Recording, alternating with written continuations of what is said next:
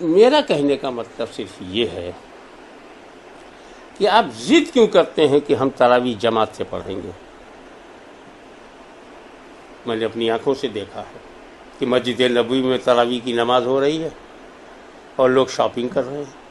وہاں کی حکومت نے کبھی بھی ان مسلمانوں سے نہیں کہا کہ تراویح کی جماعت ہو رہی ہے، تم بازار میں کیسے خریداری کر رہے ہو. تو جب سعودیہ عربیہ آپ کا قبلہ و کعبہ ہے تو اس کو بھی دھیان میں رکھ کر کے آپ یہ کہہ سکتے ہیں کہ بھائی ہم تراویح باجماعت نہیں پڑھیں گے. اب آتا ہے مسئلہ قرآن شریف کے پڑھنے کا. تراویح میں قرآن شریف پڑھنا ہے ہی نہیں.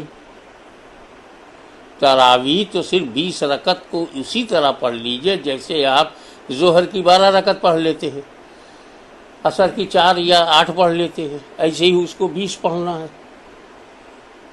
انڈیویجول پڑھنا ہے. جماعت سے بھی پڑھ سکتے ہیں، سنت مؤکدہ ہے،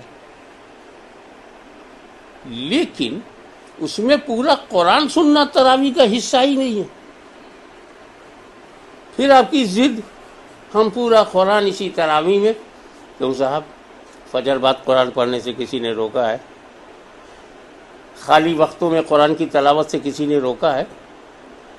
اس وائرس کے زمانے میں تو آپ کے پاس وقت ہی وقت ہے کہ پورا قرآن ایک ہفتے میں ختم کر لیجئے.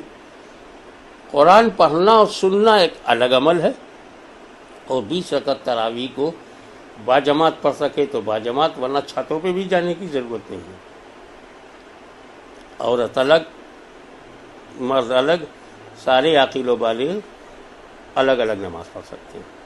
کیونکہ ہمیں اس کورونا کے عذاب سے بچنے کے لیے ڈسٹینس بھی ضروری ہے. اب دھیرے دھیرے ڈسٹینس بڑھ رہا ہے. پہلے 1 فٹ تھا، 3 فٹ ہوا ہے، اب 6 فٹ ہے، ابھی 12 فٹ تک کی تحقیقات آ رہی.